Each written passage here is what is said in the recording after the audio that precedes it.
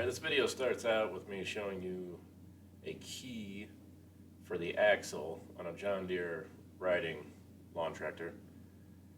And the way this works is the axle spins and the wheel has a notch in it.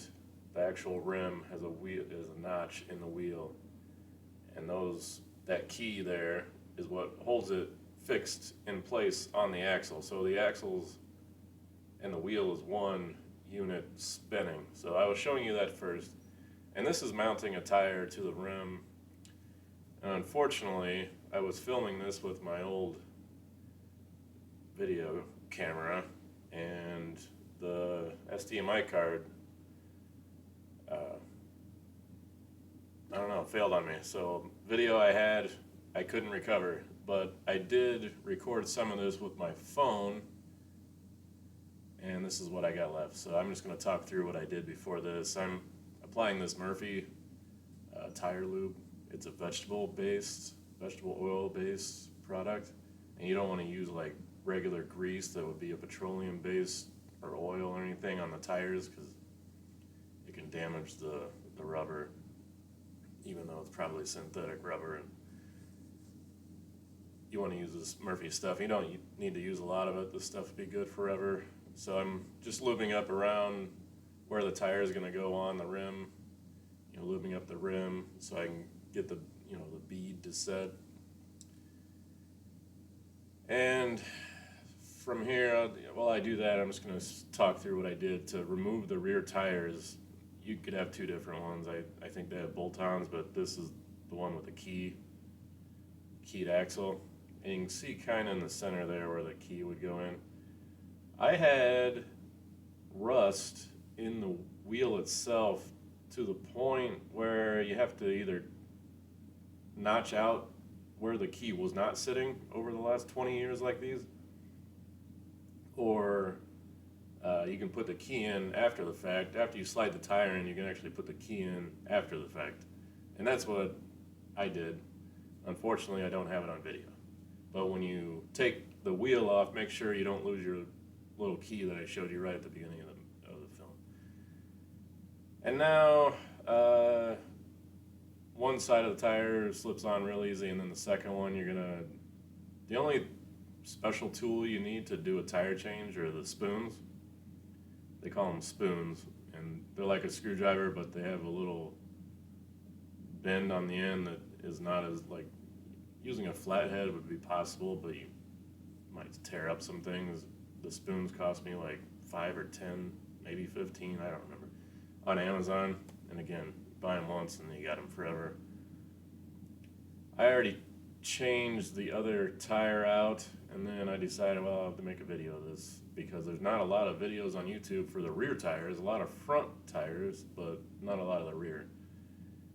So now I grabbed those vice grips, and that helps hold the tire in place as you start moving so after you get the one side on, it's easy. The second side, to get it over the rim, you got to go back to your spoons and just work your way around. You'll see here where my vice grips slip off because I've got the lube on the rim.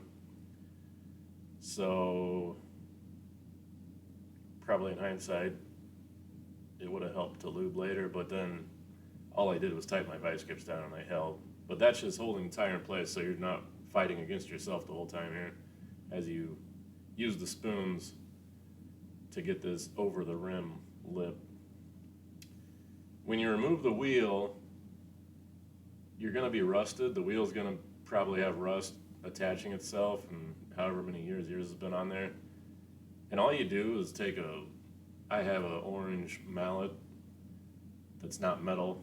If you know what I mean, if you're a DIYer. So all I did was I tapped on mine from the back side of the rim, and it just came off a little bit at a time, and then that's how I did it. You don't have to get fancy with like a pulley system or some crazy stuff. Usually both of mine, and they've been on there a long time, I know, because my LA 165 is a 20-year-old tractor. I think there was problems with the old tires to begin with, because I could see where they plugged them, so maybe they've had these off before.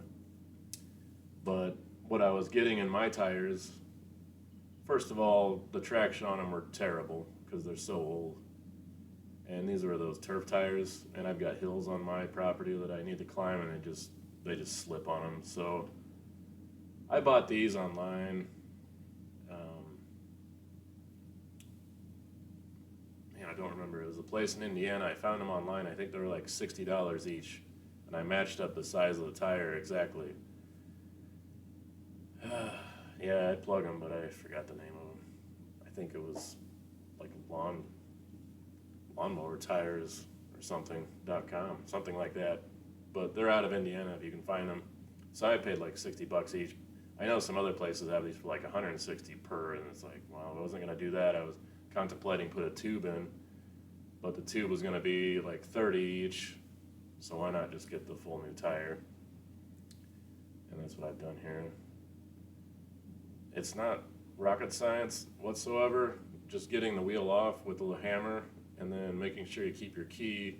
I put a little grease on the axle when I put the wheel back on.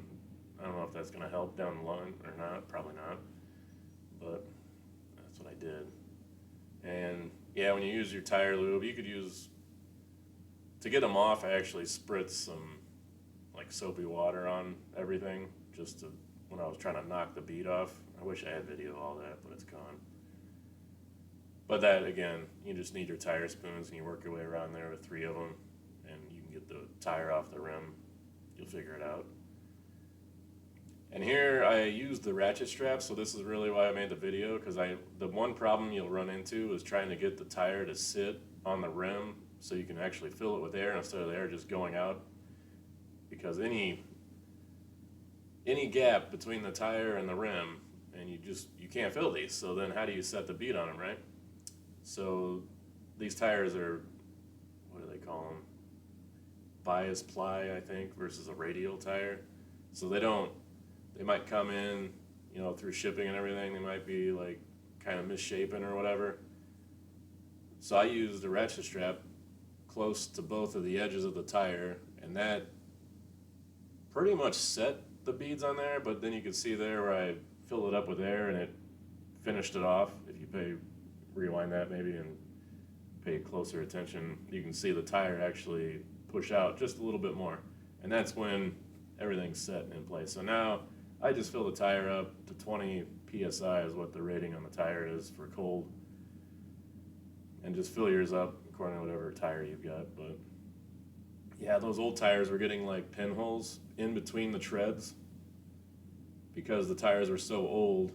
So over the winter, I had one flat, and it was just this tiny pinhole right in the middle of the treads, and nothing poked it or anything. And I could tell multiple times that's happened to those old tires. So these are a higher quality tire. You can tell when you're dealing with them, because I think the old tires are probably like 2-ply, and these are like 4-ply, you know, something like that. So, you know, I'm upgrading the tires. Hopefully this helps you out.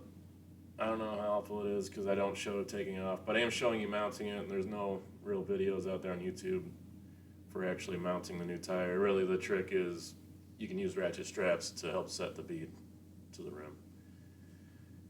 All right, thanks for watching.